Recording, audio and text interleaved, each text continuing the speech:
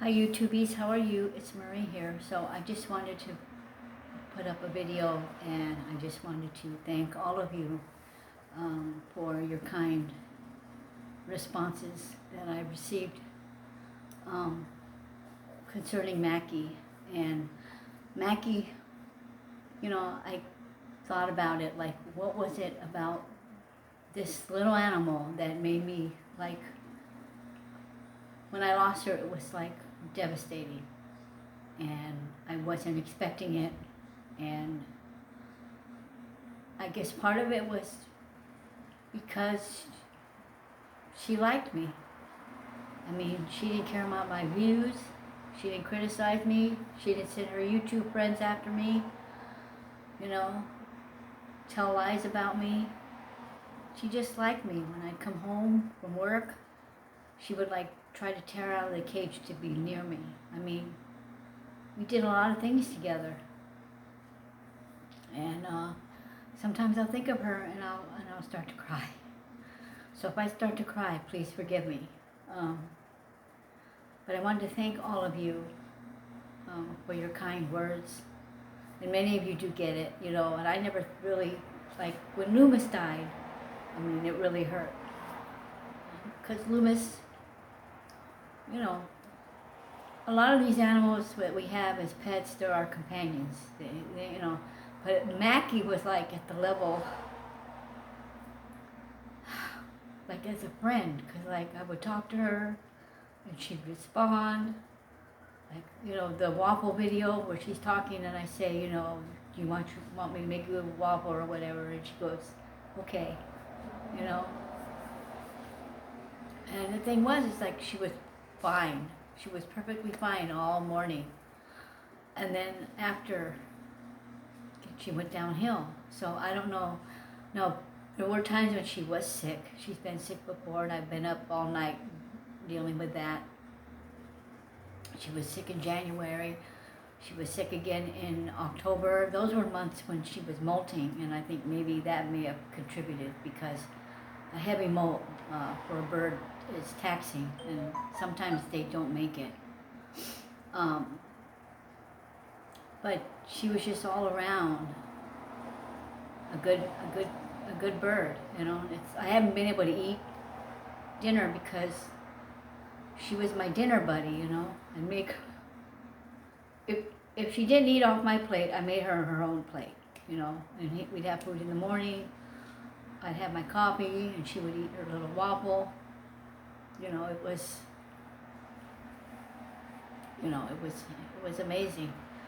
Those 2 years I spent with her were just amazing. And she had her own favorite little videos. She used to watch starling videos. She liked watching other bird videos, and she used to watch this one person that we would talk to. It was tweeters, and Mackie loved watching tweeters. And the minute I put it on, she'd like fly down and watch it. And I think I have a picture of it, or a video of her watching tweeters. But I just, I never had an animal make that kind of an impact on me like she did. And I'm hoping that I can have another starling sometime, because they are so unusual. Any bird, anyway. I had birds most of my life. I had birds. I had pigeons. I had parakeets. I had chickens, and guinea pigs. I'd have lizards. I had turtles. I had,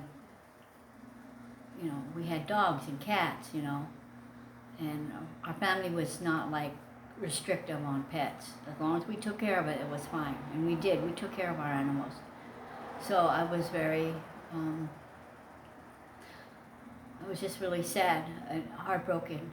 And I'm glad that I was with her when she passed, than to have her, like me, waking up the following morning and finding her dead on the bottom of the cage, because that would have been way more painful for me.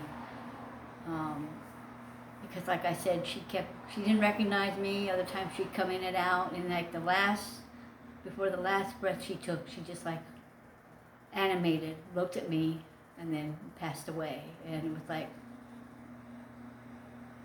I'll never forget that. She was just a remarkable pet. Absolutely remarkable. And I want to reach out to all of those who reached out to me who lost their pets. Similar pets, starlings or whatever, you know. My sympathies to you. And I appreciate you, all the stories many of you shared. It made me feel I don't know the feeling, but I just felt like I was a part of, like we were like all a big YouTube family. So I will be putting out more videos, and if I talk about Mackie, please forgive me, because, you know, she was my world for 2 years. After Loomis died, and during the pandemic, I spent a lot of time with her, you know. I had Francis too, and they were both totally different birds. Francis was more aggressive, and when Francis got away, she did come back a couple of times, but she ended up leaving with a group of pigeons.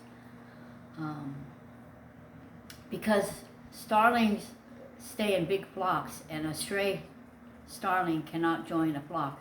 They usually travel alone, and they usually don't make it. That's why if you get a baby bird and you find one, you don't release them into the wild, because they can't survive. And they, even if they're out of the nest, the parents still teach them out of the nest how to forage for food.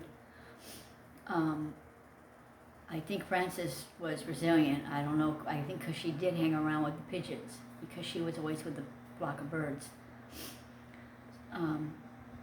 But anyway, I wanted to reach out to you and tell you thank you and how much I appreciate it. And you guys are the best. And I couldn't have asked for a better group of people. And I want you to know that I love you and I keep you in my prayers. And I'm going to tell you a quick story before I leave. Mackie, when I would pray my rosary, she would sit with me, and either she was quiet, and other times when I would string through the beads, she would pet each bead, you know. And then I'd go to the next bead, and then she'd peck it, and I'd go to the next bead, and then she'd peck it. She didn't like try to tear it out of my hand or anything. It's almost as if she knew that I was praying. But there are days when I just don't know how I'm going to make it. But anyway, I wanted to thank you all, okay? And I love you all, and I thank you for everything. I'll see you in the next video. Bye.